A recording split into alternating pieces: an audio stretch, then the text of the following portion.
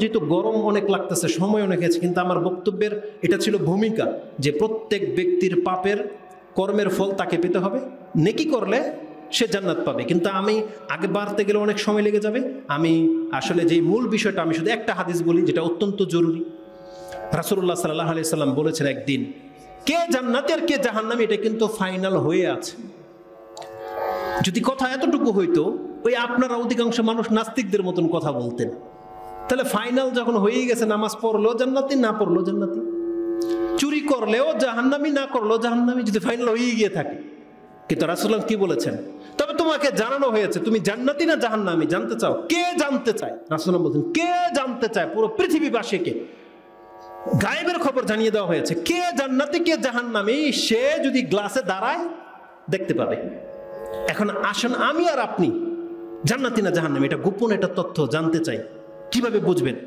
রাসূলুল্লাহ বলছেন, তুমি যদি জান্নাতি না জাহান্নামী আল্লাহ সুবহানাহু ওয়া তাআলা বোঝার একটা সহজ টেস্ট তোমাকে করে দিয়েছেন। এই টেস্ট করালে তুমি পেয়ে যাবে তুমি জান্নাতি না জাহান্নামী।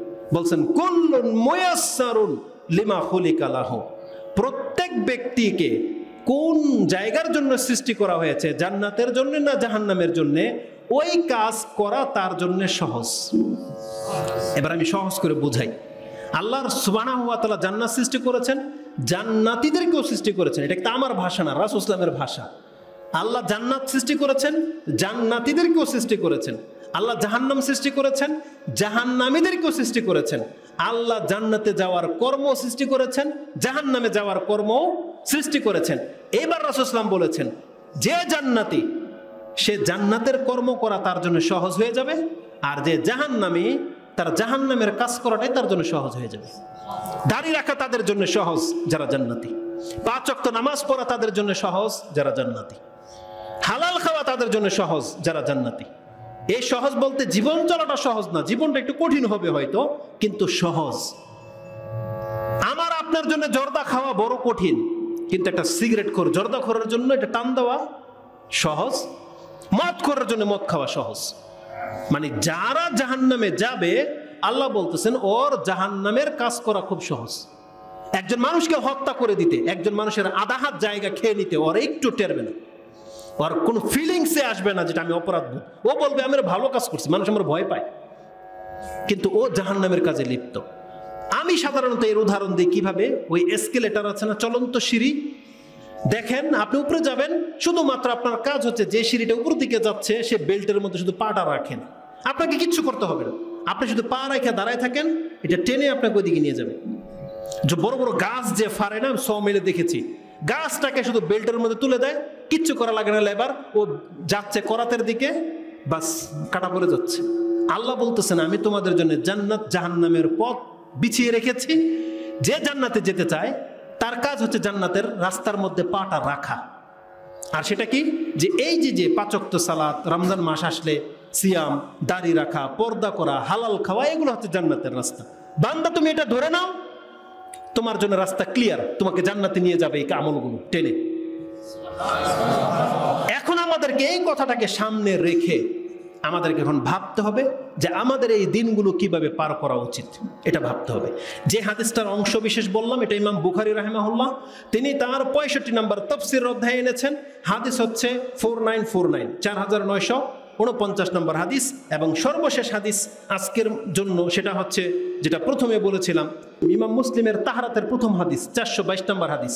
এটা হাদিসটি লম্বা, আত-তুহুরু শাত্রুল ঈমান দিয়ে শুরু হয়েছে। শেষ টুকরাটা শুনেন, শেষ টুকরার মধ্যে রাসূল সাল্লাল্লাহু আলাইহি ওয়াসাল্লাম বলেছেন, কুল্লুন নাসি ইয়াগদু ফাবায়ু নাফসাহু ফামুতিকুহা আও মুবিকুহা, প্রত্যেকটা ব্যক্তির সকাল হয়, আল্লাহ তাকে সকালে জিন্দা করে দেয়, এবং আল্লাহ সুবহানাহু ওয়া তাআলা তাকে কিছু কর্ম দিয়েছে যে এই কাজগুলো করে এখন হয় তুমি নিজেকে মুক্ত করে নিতে পারো জাহান্নাম থেকে, অথবা তুমি নিজেকে ধ্বংস করতে পারো। ফামুতিকুহা আও মুবিকুহা, তার মানে প্রত্যেকটা ব্যক্তি সকাল হলে সে নিজেকে বিক্রি করে কার কাছে?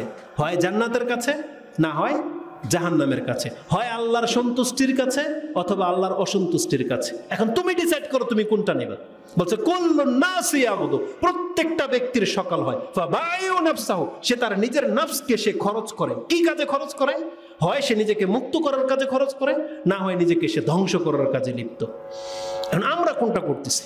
এটা হচ্ছে দেখার বিষয়। আমি বলছি আপনার মাথার মধ্যে যদি এটা আমরা বসাই নিতে পারি, আমরা প্রত্যেকটা মুসলিম যদি এটা ভাবতে পারি যে কাজটা আমি করতে যাচ্ছি এটা কি আমাকে জান্নাতে নিয়ে যাবে না জাহান্নামে নিয়ে যাবে, এটা ভাবলে ইনশাআল্লাহ যে আমাদের চরিত্র ঠিক হয়ে যাবে, আমাদের আমল ঠিক হয়ে যাবে। সালাতের কথা আপনাকে বলতে হবে না, ডাকতে হবে না, আপনি অটোমেটিকলি সালাত পড়বেন। যখন জানবেন যে হাইয়া আলাস সালাহ মানে হচ্ছে হাইয়া আলাল ফালাহ, আসো মুক্তির দিকে, যখন এটাই তো বলা হয় তখন আপনি অটোমেটিকলি আসবেন। তা আল্লাহ সুবহানাহু ওয়া তাআলা আমাদেরকে বোঝার এবং সে অনুযায়ী আমল করার তৌফিক দান করুন। আল্লাহ সুবহানাহু ওয়া তাআলা যেন আমার অন্তরে এবং আমাদের মুসলিম ভাইদের অন্তরে যাদের পর্যন্ত আমার কথা চলে যায়, আল্লাহ আমাদেরকে কোরআন হাদিস মেনে চলার তৌফিক দান করুন এবং আমাদেরকে কোরআন এবং সুন্নাহ মেনে চলে যেভাবে আল্লাহ চেয়েছেন ওইভাবে মুসলিম হয়ে বেঁচে থাকার তৌফিক দান করুন এবং আমাদের অপরাধগুলোকে আল্লাহ তুমি ক্ষমা করো এবং বাংলার জমিনে ইসলাম কায়েম করার মতন ওই রকমের মানসিকতা তুমি আল্লাহ আমাদেরকে দান করো এবং প্রকাশ্য পাপ করা থেকে আল্লাহ তুমি আমাদেরকে হেফাজত করো এবং শত্রুদের শত্রুমি থেকে আল্লাহ তুমি আমাদেরকে হেফাজত করো। আকুলু লিকাউলি হাযা আস্তাগফিরুল্লাহ লি ওয়া লাকুম ওয়া লিসাইরিল মুসলিমিন ফাস্তাগফিরু ইন্নাহু হুয়াল গফুরুর রহিম। আলহামদুলিল্লাহি রাব্বিল আলামিন ওয়াসসালাতু ওয়াসসালামু আলা আশরাফিল আমবিয়াই ওয়াল মুরসালিন নবিয়িনা মুহাম্মাদিন ওয়া আলা আলিহি ওয়া সাহবিহি আজমাইন ওয়া বা'দ। যাই হোক, আমি আর লম্বা করব না, পুরো খুতবার সারসংক্ষেপ আমি আশা করি যদি এই কতটুকু কথায় বুঝতে পেরে থাকেন এটা আমি নিজেকে সার্থক মনে করবো ইনশাআল্লাহুল আজিজ। যে আমি যতটুকু বাংলা ভাষা বুঝি ওর প্রেক্ষিতেই বলেছি, কোরআন হাদিসে বলতে গেলে অনেক কথা থেকে যাবে। একটা শুধু করে সংবাদ দিয়ে দিই, আমাদের মধ্যে এমন প্রত্যেকটা পুরুষ, আপনি এমন একজন পার্সন, আপনার কারণে বহু মানুষ ধ্বংস হবে, আপনার কারণে বহু মানুষ মুক্তি পাবে, নাজাত পাবে। কারণ আমরা প্রত্যেকে কোনো না কোনো ফ্যামিলির কর্তা, প্রত্যেকে বিয়ে করবে, বাচ্চা হবে, তার ফ্যামিলি হবে, মানে সবাই কর্তা। একজন পুরুষ হিসাবে সংসার চালানোটা যেমন দায়িত্ব, তার চেয়ে বড় দায়িত্ব তার পরিবারকে তার রবের সাথে পরিচয় করিয়ে দেওয়া। এটা মাথায় রাখেন, আপনার রবের পরিচয়, আপনার রবের গোলামি করা এটা আপনার দায়িত্ব। আপনার ফ্যামিলিকে যদি আপনি শিক্ষা না দেন, তাদেরকে যদি সেই সুযোগ সুবিধা ব্যবস্থা না করে দেন, কিয়ামতের মাঠে আপনি ফেসে যাবেন। পর্দা করা এটা আপনার দায়িত্ব, এটা পর্দাটাকে করে দেবে কে? আপনি। আপনার বাড়িটাকে পর্দায় এনে দেবে কে? তার টাকা না আপনার টাকায়? আপনার টাকায়। আপনার বাড়িটাকে ঘেরাও করতে হবে কার টাকায়? পুরুষদের টাকায়, আপনাদের টাকায় করতে হবে। তাহলে আপনার বাড়ি পর্দা হয়ে যাবে। আপনার মা বোনদেরকে ঘরে রাখার জন্য কাজ আপনাদেরকে করতে হবে, নাকি তাদেরকে বাইরে পাঠাবেন? তেমনি আল্লাহর সাথে পরিচয় করিয়ে দেওয়ার বিষয়টা প্রত্যেকটা কর্তার সাথে জড়িত।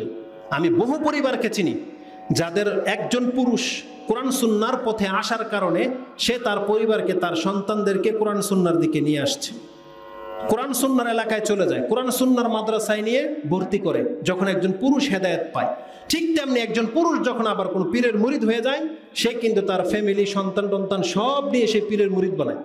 করে কি করে না? তাহলে এই দুই ব্যক্তি, দুই পার্সনকে দুই দিকে রাখেন। একজন তার পরিবারের নাজাতের কারণ, আরেকজন তার পরিবারের ধ্বংসের কারণ। এই জন্য কিয়ামতের মাঠে বিচারটা আল্লাহ কি বলছেন? যে তোমরা যার খুশি তার ইবাদত করো। আল্লাহ বলতেছেন যে তোমরা যার খুশি তার ইবাদত করো, কিন্তু মরার পরে যে রেজাল্টটা হবে, আল্লাহ বলছেন কুল ইন্নাল খাসিরিনাল্লাযীনা খাসিরু আনফুসাহুম ওয়া আহলিহিম ইয়াওমাল কিয়ামা আলা যালিকা হুয়াল খুসরানুল মুবিন। যেই ব্যক্তি পরকালে নিজের এবং নিজের পরিবারের ক্ষতি করেছে, সেই হবে প্রকৃত অর্থে ক্ষতিগ্রস্ত। আল্লাহ বলছেন যে নিজের এবং নিজের পরিবারের লোকদেরকে ক্ষতি করেছে, সেই মূলত হবে ক্ষতিগ্রস্ত। আলা যালিকা হুয়াল খুসরানুল মুবিন। আর এটাই হচ্ছে প্রকাশ্য ক্ষতি। দুনিয়া ধ্বংস হয়ে যাওয়াটা প্রকাশ্য ক্ষতি নয়। আপনি বাড়ি বানিয়েছিলেন, ভেঙে গেল, এটা প্রকাশ্য ক্ষতি নয়। আল্লাহ চাইলে আবার একটা বাড়ির মালিক করে দিতে পারে। কিন্তু যখন কোনো ব্যক্তি জাহান্নামী হয়ে যাবে, আল্লাহ বলবেন এটাই হলো প্রকাশ্য ক্ষতি, যে নিজের এবং নিজের পরিবারের ক্ষতি করেছে। এই জন্য নিজেদের সন্তানদেরকে বিয়ে দেওয়ার ক্ষেত্রে একজন যোগ্য বা দিনদার ছেলের কাছে আপনি বিয়ে দিবেন। বেনামাজের ঘরে আপনার মেয়েকে বিয়ে দিবেন না, নেশাখোরের কাছে তো অবশ্যই না। এবং আপনাদেরকে বিয়ে করতে হবে মুসলিম পরিবারে, যারা আল্লাহর ইবাদত করবে, বলতে হবে না, পর্দা করবে, এমন পরিবারে বিয়ে করতে হবে। তাইলে হয়তো পরিবার ঠিক থাকবে। এটা আমাদের প্রত্যেকের দায়িত্ব। আর আমাদের কর্মগুলোর দিকে একটু ফোকাস করা উচিত। সারাদিন এইভাবে পশুর মতো উদাসীন থাকাটা মোটেও উচিত নয়। আমাদের জবানে আল্লাহর নাম থাকতে হবে, চিন্তার মধ্যে আল্লাহর সুবহানাহু ওয়া তাআলার ভালোবাসা এবং ভয় দুইটা নিয়ে চলতে হবে। তাহলে দেখবেন যে হঠাৎ করে মুখ দিয়ে আস্তাগফিরুল্লাহ বেরিয়ে যাবে, আল্লাহু আকবার বেরিয়ে যাবে, লা ইলাহা ইল্লাল্লাহ বেরিয়ে যাবে। এটা ওই ব্যক্তির বেরোবে যে ব্যক্তি ভাবে। আর যে ব্যক্তি ভাবে না, ফিল করে, অন্য কিছু, তার মুখ দিয়ে গান বেরোতে পারে, তার মুখ দিয়ে যা খুশি তা বেরোতে পারে, কিন্তু জিকির বেরোবে না। এই জন্য আল্লাহ সুবহানাহু ওয়া তাআলা আমাদেরকে বোঝার এবং সে অনুযায়ী আমল করার তৌফিক দান করুন। আমাদেরকে কোরআন এবং সুন্নাহ মেনে চলতে হবে। এই যে মসজিদটা এখানে হচ্ছে, এটা একটা বড় নেয়ামত এই এলাকাবাসীর জন্য, যেটা তারা বুঝতে পারে না। কিন্তু যখনই একটা মসজিদকে কেন্দ্র করে যারা আল্লাহকে চিনতে পারবে, কোরআন সুন্নাহ বুঝতে পারবে, তখন তারা এর বিনিময়ে জান্নাত পাবে। কিন্তু এটার কদর যদিও মানুষ করতেছে না, কিন্তু আপনি মনে করেন এই মসজিদের মধ্যে কেবলমাত্র সালাফদের শিক্ষকরাই এসে এখানে বক্তব্য দেবে, কোরআন সুন্নাহওয়ালারাই বক্তব্য দেবে, এখানে কোনো খরাফাতের কেউ এসে বক্তব্য দেবে না। তার মানে এখানে মসজিদ যদি প্রতিষ্ঠিত হয়ে যায়, আপনি কেবল কোরআন হাদিসের কথাই শুনতে পাবেন, এখানে কোনো গালগপ্প কিচ্ছা কাহিনী হবে না। এই জন্য এটাকে প্রতিষ্ঠিত করা আপনার এলাকাবাসী যারা আছেন, এটা আপনাদের উপর ফরজ দায়িত্ব হয়ে যাবে, ফরজ দায়িত্ব। কেন বললাম? কারণ এটা আপনাদের সম্পদ। একটা এলাকায় যখন কোনো প্রতিষ্ঠান হয়, তারা বুঝতে পারে না যেটা কত বড় নেয়ামত তারা প্রাপ্ত হয়েছে। আমরা দূর থেকে আসি, দূর থেকে আবার চলে যাব, কিন্তু আপনারা এমন একটা নেয়ামত পেয়ে গেছেন, এটা আল্লাহ সুবহানাহু ওয়া তাআলার শুকরিয়া আদায় করা উচিত। আর আল্লাহর শুকরিয়া হবে আপনি এটাকে প্রতিষ্ঠিত করে দেখান। আল্লাহ আপনাদেরকে তৌফিক দান করুন। আমিন ইয়া রাব্বাল আলামিন। সুবহানা রাব্বিকা রাব্বিল ইজ্জাতি আম্মা ইয়াসিফুন ওয়া সালামুন আলাল মুরসালিন ওয়ালহামদুলিল্লাহি রাব্বিল আলামিন। আসসালামু আলাইকুম ওয়া রাহমাতুল্লাহি ওয়া বারাকাতুহু।